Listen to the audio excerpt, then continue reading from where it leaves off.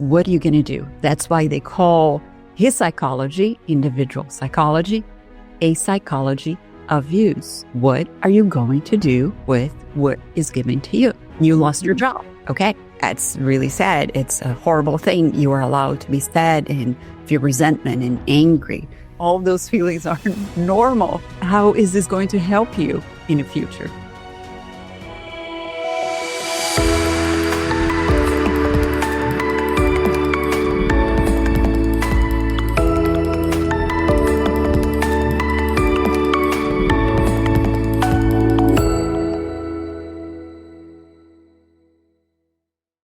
Welcome to Now What Podcast. I'm your host, Yogi Patel. Today, I have the pleasure of speaking with Fernanda Lee. She's a local San Diegan, and she has been passionate about learning. She holds a master's in education. She's worked for various banks, such as Bank of America, Accenture, and investment brokers. And then later, after she had her children, she delved into being a positive discipline trainer, now a lead trainer for the Positive Discipline Organization. She's appeared in numerous television shows and has 2 children who she has raised with positive discipline. She's currently taking her master's in Adlerian psychology. So she's a lifelong learner and she has accomplished a lot. She supports teachers, parents, leaders. She's worked in many different countries, including Brazil, Portugal, Luxembourg, to name a few. Most importantly, she is a passionate individual who loves to talk about how we can support ourselves and others. And today, our topic is about a book, Courage to be Imperfect. What does it mean? In Adlerian psychology, and Basis A inventory, which Fernanda and I had a pleasure of taking not too long ago. So stay tuned. This conversation is definitely going to be empowering, encouraging, and most importantly, it's going to help us really, truly understand how we can be joyful from within and what are some of the steps that we can take. Fernanda, thanks for being here today. I'm honored. Thank you, Yogi. You're a good friend, and I admire your work too.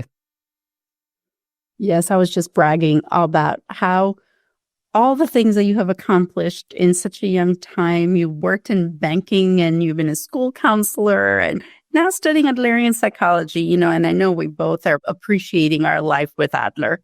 So this book that you've been reading, and I've been listening on audio, The Courage to be Disliked, alone is a heavy title, don't you think? Like wanting to be disliked. Ooh.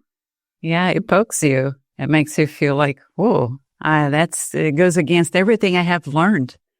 My culture as well. So I grew up, how we function in society. We're raised to get along with whatever the societal values are. And then when we listen to this book, it just is transformative. It takes that weight off, right? It just takes that pressure off. So before we even begin, Fernanda, what is Adlerian psychology and what are the foundational principles? Okay, Adlerian psychology was created by Alfred Adler. He was an Austrian who was in the same part of the Freud's group of the meetings of Wednesday night. And for 11 years, they shared some ideas together, even with Jung. And at one point, he decided to read his masculinity protest and said that women are just perceived inferior because they don't have the same opportunities, not because they have some kind of organ that is not capable of performing. It's just they were not giving the opportunity to show how good they are. Can you imagine? 1911, the historical context, the room full of men wearing their fancy suits and the round glasses. It was like the whole place went down. Just like, no, we don't want that. I think he was one of the first feminists. So he left the group together with 5 other people. He decided to create his own psychology called individual psychology. It is a psychoeducational. It is present, future oriented, and it's a brief approach. American Psychological Association has tons and tons of research of his work. It is so manageable, so accessible. He didn't use a lot of very fancy words. He wanted to be equal to his clients. He believed that men and women were equal. Children and parents were equal. He worked and served very low socioeconomic families and also people with disabilities in the circus near the neighborhood where he established his practice. And he felt that even if you have a disability or some kind of situation, you still are worthy of being equal as far as dignity and respect. And those ideas, Yogi, are so valid today.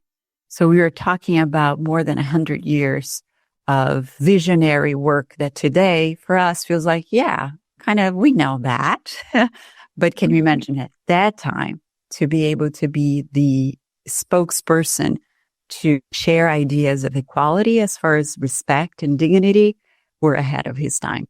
And I commend him for that. Adler was definitely ahead of his time. We're looking at social justice opportunities in the current years. You worked in school and counseling, and we're always trying to make sure our students and in our workplace, we all have certain values. To imagine these scientific groups that formed, Maria Montessori was born 1870, around the same time as Dr. Adler. Jung, you have Freud, you have all of these scientists coming together on these Wednesday groups. If I were the fly on the wall to just listen to what they talked about and the courage, that's something that we're going to keep talking about today, is that courage Alfred Adler had to stand up for women back then. So we're talking about social justice. He was the pioneer male social justice guru that wanted social equality. He had Rickett himself. And he realized when we have certain disposition, the beliefs that we make, that is really important. And Freud at the time was talking about the fact that, when there is a trauma or something that happens, it impacts your life in the future. What Adler didn't believe that. Adler believed something more. Can you speak to Adler's way of embracing, sure, early childhood experiences matter, but how did he encourage people and say, you're not stuck because of your childhood? Right. So being in a master's program in psychotherapy, I studied 12 plus different theories. And one of the things that we say is that you cannot separate the theorist from the theory. You have to understand that the person that created and conceived those concepts and the interventions and the way to approach has a lot to do with your own personal history. And for Adler, as you mentioned, he had rickets. He actually saw his brother dying. He had pneumonia. He was driven by 2 cars twice. So he got into an accident. Even though he heard from his own father and the doctor talking at a closed door, well, this boy has no future. Prepare for him to die. Can you imagine you as a child, so impressive and susceptible to anything you hear from, especially from your parents or from a doctor, and still rise from the occasion? And why is that? Because he observed having brackets, being in a wheelchair, watching his brothers playing outside, throwing ball, running, and you cannot do that. You can then have a choice. Well, you can feel like, yes, I'm inferior, it's all my fault. God is punishing me. This is what I deserve. I am unlovable, unworthy. That's my destiny. And you have another option. You say, yeah, that's what's happening to me. And I still can choose to use this situation to something, to do good, to rise from this difficult situation. So his story of personal life, of overcoming difficulties, is that where the courage comes from. So if we see the Latin word courage comes cor, right at the heart, the cordial, using your chest. And you only know how courageous you are if you actually go through difficulties. If life is too easy, you have tons of money in your bank account, your children say good morning and they do homework, and your boss loves you, and your mother-in-law, she calls you to ask you if you need something. In a life like that, you don't need courage. right? Everything's going well. This is so fictitious, right? That it doesn't exist. We show we are courageous when we go through setbacks and difficulties. That's when courage really can be exercised. And in Adler's life history, he had so many different events. It was not just one. Can you imagine seeing your brother dying in the same room? Can this be traumatizing? It can, but he chose not to. So his whole philosophy, theory was based on it's not what happened to you. It's the meaning you attached to what happened to you. Yes, you cannot erase your brother dying. You cannot erase a diagnostic, but what are you going to do about that? And that question is kind of one of the pillars of his theory. What are you going to do? That's why they call his psychology, individual psychology, a psychology of use. What are you going to do with what is given to you? You lost your job. Okay. That's really sad. It's a horrible thing. You are allowed to be sad and feel resentment and angry and have dreams of going back to the office and saying a bunch of things that you never said the last 5 years. All those feelings are normal. Even if you do that, how is this going to help you in the future? So one of the pillars is courage. One of the pillars is the past doesn't determine you. It's what you are going to decide what to do as from now on. So it's a future goal-oriented psychology. And it is a psychology of use.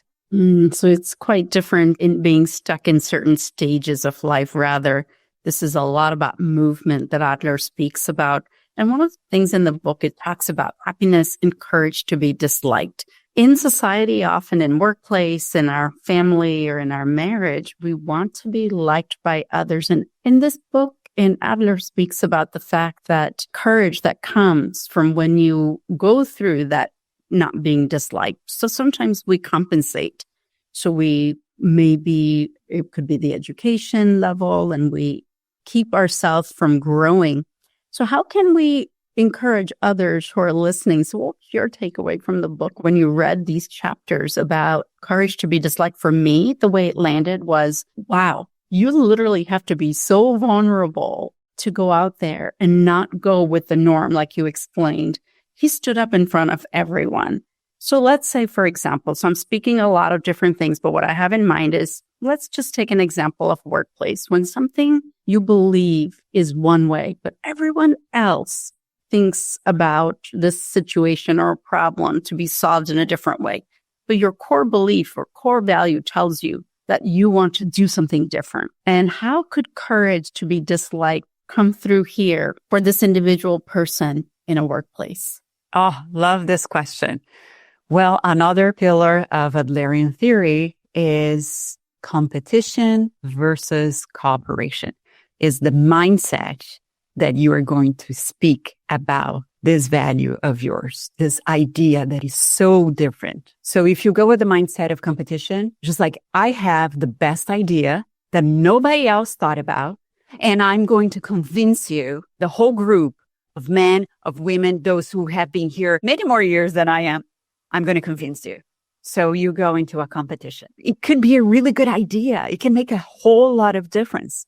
But the way you deliver, the way you thought about, the way your mindset is set up, you will come out as a competition. Remember, Adler is all about equality as far as dignity and respect. We are so different. I have to open a parenthesis here. I promise I will come back. Individual psychology is the name of his psychology. I know it's called Adlerian psychology here on the book, and we use this intertwined. Individual psychology, Adlerian psychology is the same thing. Individual comes from the Latin indivisible. You cannot separate the individual from his social context. I cannot separate my hair from my whole body. I cannot separate a feeling from my whole body. I cannot separate, the narrative I have from my past from my life, my style of life. So it's all interconnected.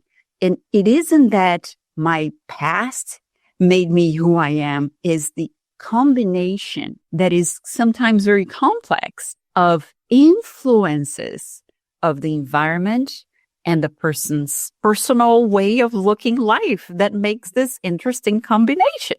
You look at twins, you see same family born at the same time, basically different people. How come? Because you have this individual way of looking life. So coming back to our office meeting and you have this idea of yours, a cooperation, it will come as, okay, I get what you're saying and I have a way to contribute that it could shift the way we see things. And you deliver your idea without the expectation that people will clap, that people will come right in front of you and will create some kind of a confusion or the way people want to put down your idea. You see it as a contribution. It might be the idea, it might be not. I still depend on other people because we cannot separate that individual who is giving the idea to the whole group. We are not alone in this world. And the same way I can contribute and this idea can say, okay, well, thank you so much, Fernanda, for your idea. We're going to move on. We'll say, all right, I don't get so attached to being liked or my idea being picked. And that's where the problem lies. The courage to be disliked isn't that I don't need feedback. I do need feedback, but I'm not dependent of the feedback. My life, my day is not going to be set off if I'm not liked or my idea isn't picked. And that's where it lies, the biggest difference. So this sounds like belief has a huge role in it. So how can one look at beliefs that they've made in early childhood and how could they grow each day in each situation? Because we are constantly becoming self-aware. You know, I love one of the stories that it's written in the book. It's about a flower. You know, this theory, it's all about the goal, where I'm going. And we're striving to completeness. We're not even striving for happiness. There's not a thing that I read in Adlerian books and biography that is, well, our goal is to be happy. So I thought it was interesting that the authors decided to put happiness so many times in the book because this is not reading, true Adler. You don't hear a lot of happiness. You hear about self-fulfillment, realization, and also completeness. So Adler was always saying the human being, as you said, is always moving. And we are not moving because of something that happened in the past that is motivating me to move that way. It's because of a goal I have in the future. So just that is already a huge paradigm shift. I'm not a result of my past, but I am moving towards a goal that I could be aware or not. And then when we look at childhood, we see, a lot of things that happened in my childhood. It was tough. I had trouble with certain things. I didn't receive certain things that I needed to receive. And that hurts. And you can be stuck on that hurt because it serves you a purpose. If I'm hurt and I show how hurt I am, other people will give me attention. So I'll never give up on my hurt. I will continue to feel like, I had this father who beat me and, because of that, people need to speak softly to me. Please don't yell. This person is gaining something to protect her from what she's going, or he's going. So it's always that goal that we don't see it. But when we start doing some deep work with Adlerian intervention, and you and I, Yogi, we are becoming so good at doing this assessment and inventory of lifestyle that when the person sees, they call you speed in the soup. Now, this is what you're doing. Do you like it? Is still appetizing for you to do that? And now you have a choice. And when you have a choice, you need so much courage to take a different path that's more healthy. It's going to take you to healthier relationships. You will feel more fulfilled. It's not happiness could come as a result, but you feel so much more complete. The story of the flower I want to share is because it just stuck with that beautiful image. Even a flower, when it grows, you want to grow not to be beautiful, but to be complete. It flourishes each petal at a time to its maximum potential, to its complete process. And I think we are here doing that also. We want to reach not to be the best, but to be the best that we can for us. Why are we holding the grudges to something that happened in the past with your father or with yourself? What does it take you to forgive? Why is it so hard? Because we make it hard. It's like a choice, but it's not that simple. Come on. How about if it is? What if you wake up one day and decide to say, hey, I forgive you, and write a letter or make a phone call? What will happen? And that's when we need courage to do something like that and let go for us to feel complete a little bit at a time. I don't think we can ever in this life be able to reach that full completeness because the human mind has so much creativity that we ended up holding to those feelings that sometimes are not helpful, but can give us a sense of control. And this was beautifully explained in that flower metaphor. It just really resonates with me because we're constantly blooming in our own individual way. And that self-encouragement sometimes, that firmness and kindness, what I mean is respectful to self and others or that situation. Sometimes we need to have that self-encouragement. I know that the way we speak and think about ourselves is also purposeful. So we are talking about behavior again. Behavior is purposeful. And can you speak to Adlerian or individual psychology's understanding of this purpose behind the behavior? This is a key concept. Adler says that we are always moving and our behavior has a purpose, might be aware or not. And even symptoms, Yogi, have a purpose. I didn't choose to be depressed. No, you didn't choose today I'm going to wake up and be depressed.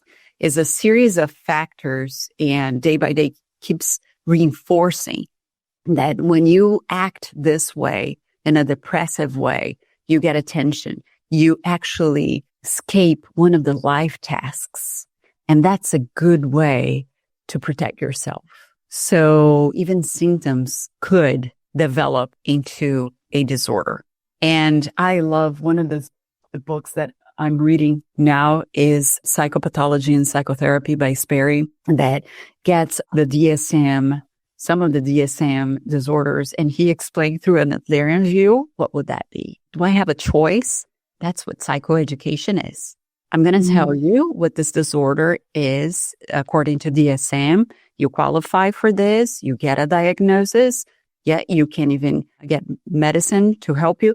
But isn't the medicine that is going to help you? Is your whole way of approaching this and having the courage to see it differently. I'm going to help you understand how you build that. All your behavior had a purpose until now.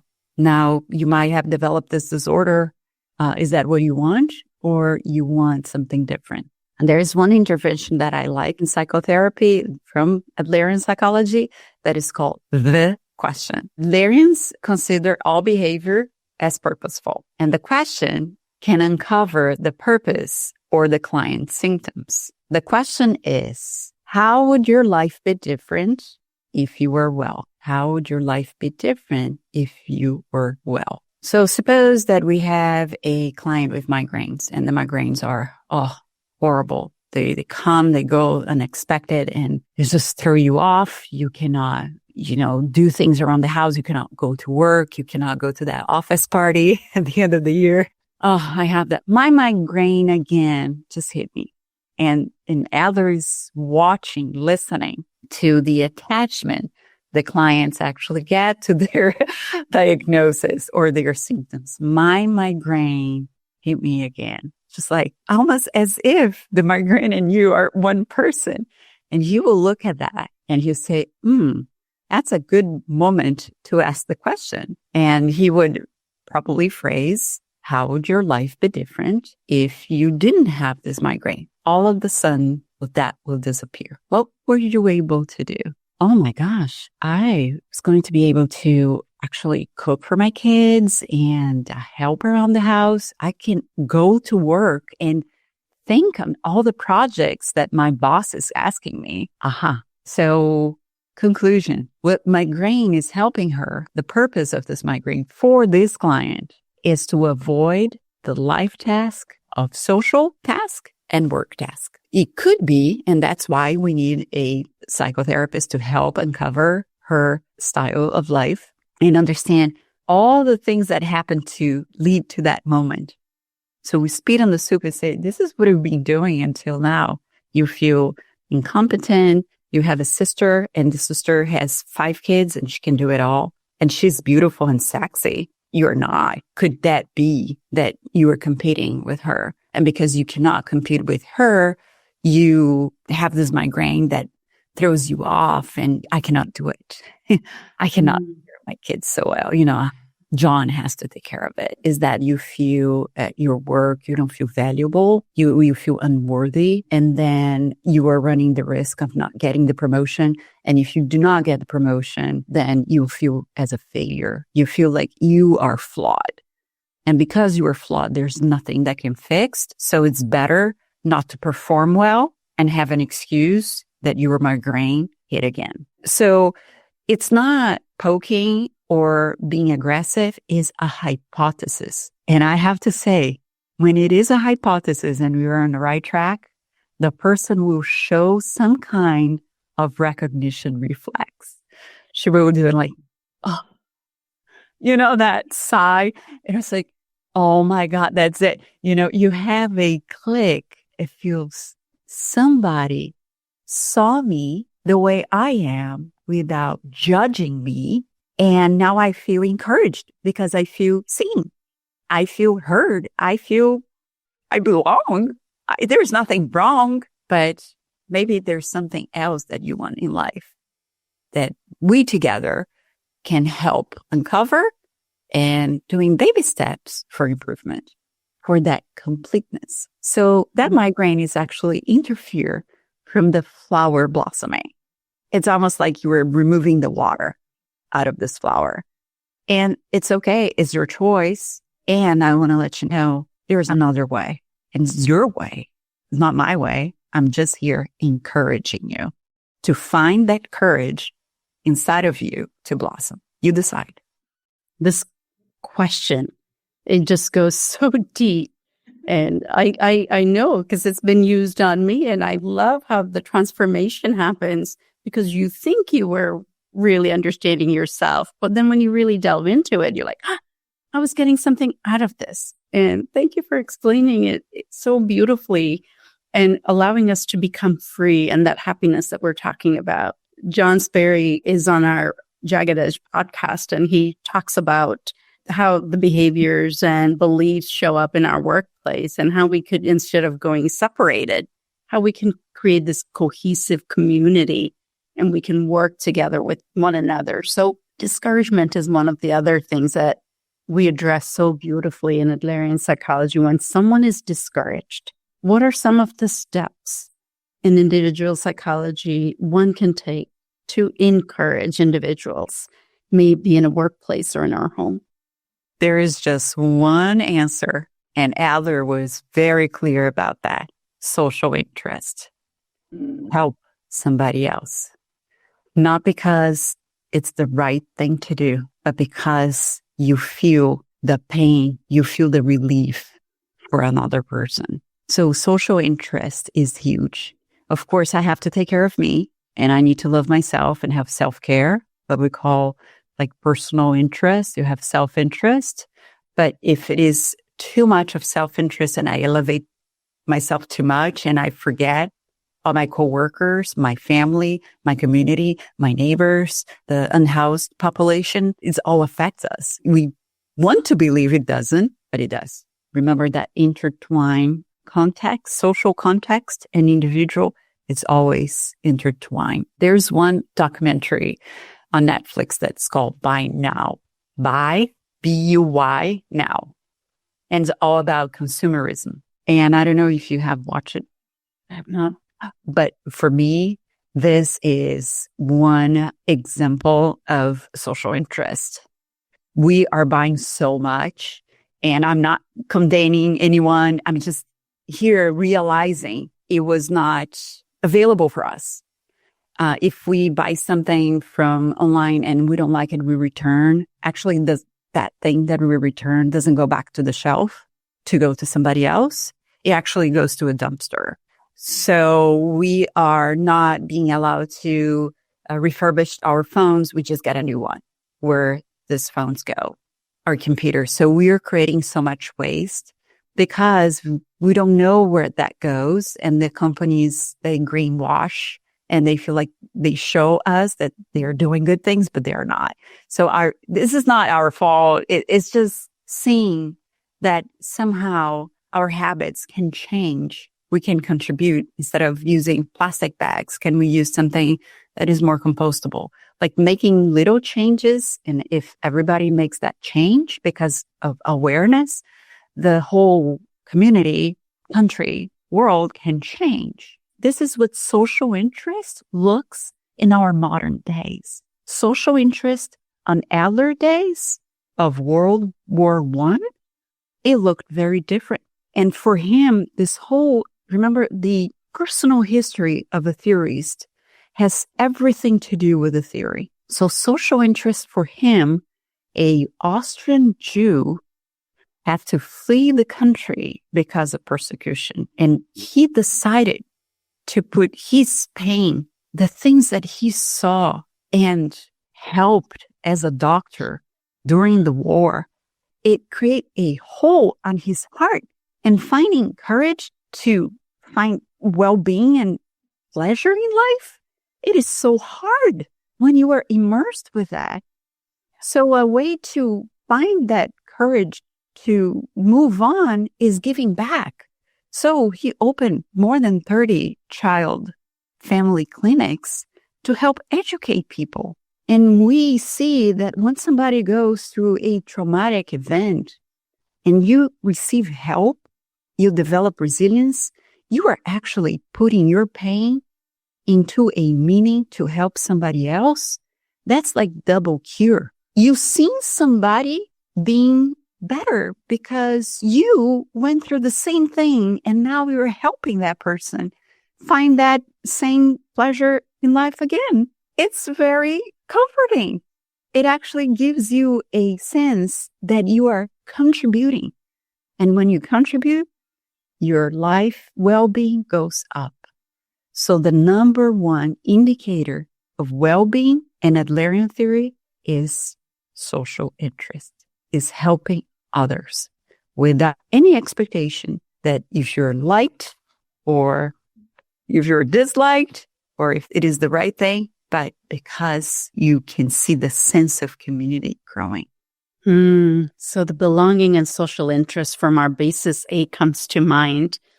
And so what is this belonging and significance, and why is it important to all of us? And what you just shared, I just have to say, it makes so much sense when we're out of alignment, when we work too much and we don't take self-care. There are cause and effects that happen. So thank you for that beautiful explanation of and contribution to the greater good that continues to go. And again, comes back to that flower. Our job, it contributes and it blossoms as a result. So going back to that question that I just asked, belonging and social interest. What is that in individual psychology? Okay, so belonging and significance are also another pillar of individual psychology. When we were in the womb, we had a sense we belonged. And today, neuroscience can actually reveal that, certain traits or certain ways the baby behaves, he senses. He cannot understand or comprehend words, but don't you have a sense? Don't you have a sense, even as an adult, when you get into a party, you feel like, oh my gosh, the mood is very heavy. You didn't see anything, but you sense. Babies sense that too. Fetuses also sense. So from the womb, we have a sense of belonging. Isn't like a certificate. I belong, but you have a sense. And this sense is key throughout any stage of life. Then the baby is born. Don't you think that this baby was just born has a sense? I know he's crying, right? But don't you feel like he has a sense he belongs? And where's the first place, physical place, that we demonstrate to this baby he or she belongs? I'm assuming it's with the parent, the caregiver, when they're nurturing them or in the space where he feels accepted and loved. Exactly. Parents' arms. Oh my gosh, you were right. Right here next to the heart. You were right. I'm so glad. I'm so scared to be a mom for the first time, but I'm so happy. We have tears in our eyes. The baby doesn't understand anything, but he senses.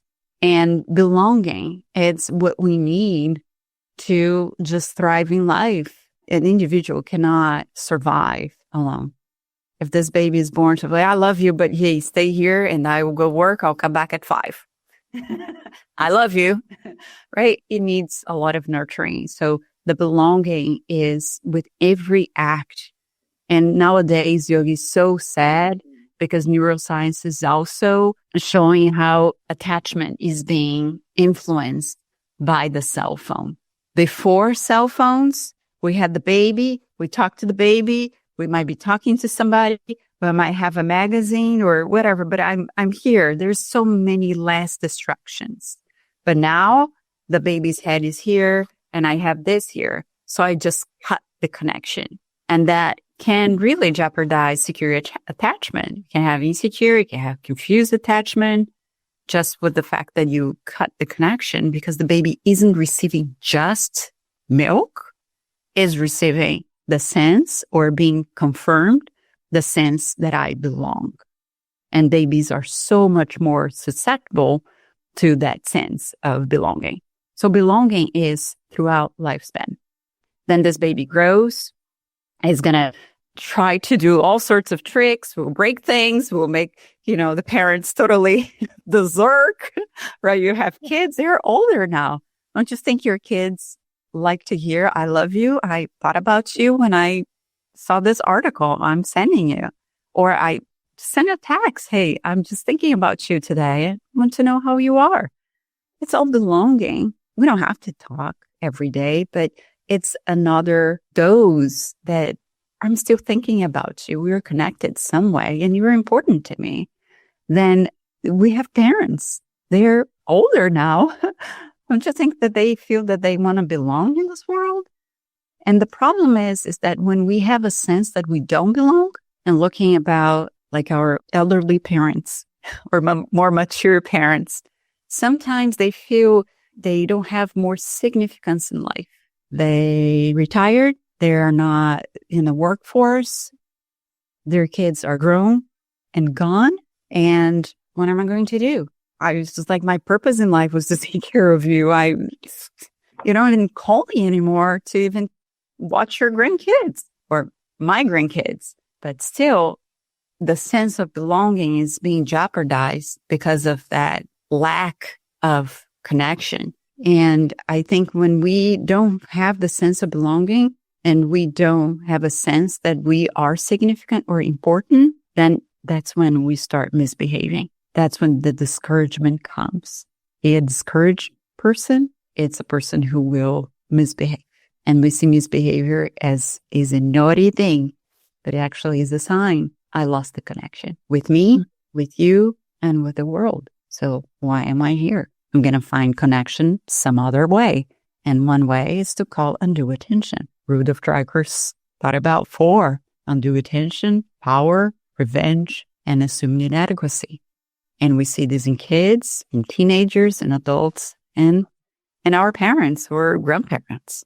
Nobody is excused from this because what makes us human is this need, universal need for belonging and significance.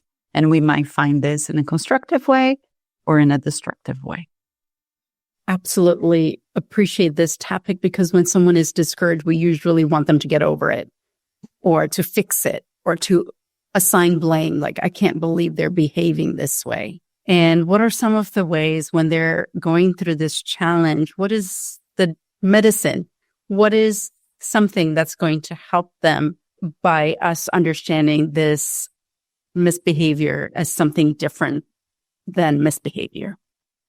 Right. So Adler, again, he has one way, encouragement. There is no other way. Encouragement is the key for social problems and to reignite belonging and significance. And encouragement can look in so many different ways, although it's just one word, is encouragement. It's open the space for somebody else to find the courage. I cannot go to you and say, oh, Yogi, yes, you can do it. I can, cheerleader you and say all those wonderful things. But if your mindset, your lifestyle, your whole schema is still like, I'm a failure, I can never say like that. I can never do that. I can never do perfectly like her. It doesn't get into synchronicity to your lifestyle. So in order to be heard, you need to be understood. And encouragement does that really well because it doesn't have a formula. You actually need to be present, feeling with the other person, seeing with the other person, hearing with the other person, and feeling what you were feeling with the other person. There's nothing more human than that. We often compare ourselves, as you brought up earlier. Sometimes, it's human nature. And in Basis A with Susan Belangi, and she talks about in her training, even in the twin studies, no twins have the same personality. Can you share a little bit about that? Understanding ourselves. Because I know you and I really felt encouraged knowing exactly our early childhood blueprint. And now knowing that, how we can really move forward. So it doesn't define us, but it's just a roadmap to what we can be. So talking about no one is the same. Let's take that theme and share a little bit more about it. That's lovely. So Adler believed in the creative power of self. We are so creative that we can have different interpretations even from this podcast. Some people are listening and are saying, oh my gosh, I'm so glad I tuned into this. Some people are listening and feel like, this is uncomfortable because it's touching on something deep inside and better to avoid. Some people are listening to your voice and it's just like, oh, what a wonderful voice. I wish I had that voice. You can have any interpretations to an event. You look at the pandemic, for example, and you go around asking, if you're going to have one word or one sentence of the pandemic meant to you, you're going to have 7 billion different interpretations because we are attaching meaning to everything, even to things. And Adler perceived that as human beings attach meaning to everything. So isn't the mother, isn't the father, isn't the money, isn't this mug? It's not that. It's how you perceive that and attach the meaning to that. So when you have twins were born practically on the same family constellation. The house was the same. It didn't change. Nobody got a bike first. You didn't have an older brother to compete. You were the first child or you were the fourth child. And now this house is different, even though it's the same mom and dad. They arrived at the same situation. So they will perceive life in different ways. And what Adler said is that you are going to perceive life using your senses. What do you see? What did you hear when you were a kid? And this is just without any attachment of judgment. Just like there was a voice. Your house was noisy or was quiet. And then we'll go into meaning attachment. When it was noise, did you like or you didn't? Was your father's voice warm and soft and mellow? Or it was aggressive and loud and created a lot of friction? So we perceive through our senses, the 5, but we attach meaning in a very creative way. That's why you can have twins saying, what happened? One will have version 1, one will have a version 2, and both are right. And then when we have a client and we're looking through Adlerian techniques, we are seeing life through their lenses. And their lens is the reality. it didn't happen that way. No, it happened that way for you. And this is what you decide to hold on to your story. It's making sense to you because you feel superior. You feel good. You feel actually you can do it. Whatever it is, the meaning, we're going to try to go deeper and deeper and deeper to, is this the meaning? And then the person again will have that recognition reflex. Oh, that's it. And you don't give up until you get that recognition reflex. Sometimes the person's not ready and we go slowly with a change process that each one has until they're ready to see. And you can only change what you see, what you recognize. Fernanda, this conversation definitely for me was very encouraging in understanding a path to happiness. And my takeaway, and it could be different from others for our listening's takeaway, but mine is happiness is by understanding different perceptions and having the courage to go with what we believe versus worrying about being liked or what others will think, and being our authentic self, contribution, understanding the balance between self-interest and contribution, and so much more. And before you go, one thing that popped up for me is you talked about the social media, the connection, being on the phone. And I know in the past I've taken a course from you where you shared about, hi, I'm addicted to social media. Tell me a little bit more about it. And is it still available somewhere if any of the listeners are interested? About the addicted about social media that I did with Jane? Yes. I don't think it is. Okay. But anyways, I hope that listeners, if something like that comes up, they can keep an eye on it, because that was a very impactful session where I became aware that I was constantly looking at every ding and I was addicted to, I had to go and knee-jerk reaction. And that mindfulness was really, really a huge key. And then a book that you've written recently about adolescent. Would you be willing to share that? So the reason we did the Addicted to Screens, it was a synchronous course. We want people to become aware, because even screens can be a scapegoat to it's a symptom to something you're trying to avoid. And what life task are you trying to avoid? Is that social? Is that intimate? Is that work? Is that spiritual? Is that with self? So even that behavior has a purpose. The addiction isn't the problem, is that you choose to go to, because you can choose to leave your cell phone in the kitchen and you go to the bedroom and sleep without it. What makes you bring it to the bedroom? Maybe you're trying to avoid an intimate relationship with your partner. You see, it's so much more than looking at the tip of the iceberg and the behavior. It's going deeper. And I wrote this book in Portuguese. It's called, I'm going to translate, Teens Don't Need Lecture. There are 12 practical strategies to educate with confidence without pulling your hair out. Em português, adolescente não precisa de sermão, 12 estratégias práticas para educar com confiança sem arrancar os cabelos. It is available on Amazon. And if you have a Brazilian or a Portuguese-speaking friend, I'm sure he or she's going to love this gift, because it's for practical strategies. It's not a lecture. I promise you that. Obrigada, Fernanda, for being on this podcast. And to our listeners, thank you for tuning in. You're listening to Now What Podcast, and this podcast will also appear on Jagged Edge, since we are talking about human behavior, human development. Again, thank you, Fernanda, for your wisdom, and I hope you'll join us again, because you are educated in a variety of ways, and we just kind of scratched the tip of the iceberg of all the information that we can possibly share. Well, it was a pleasure, and your questions were very thoughtful.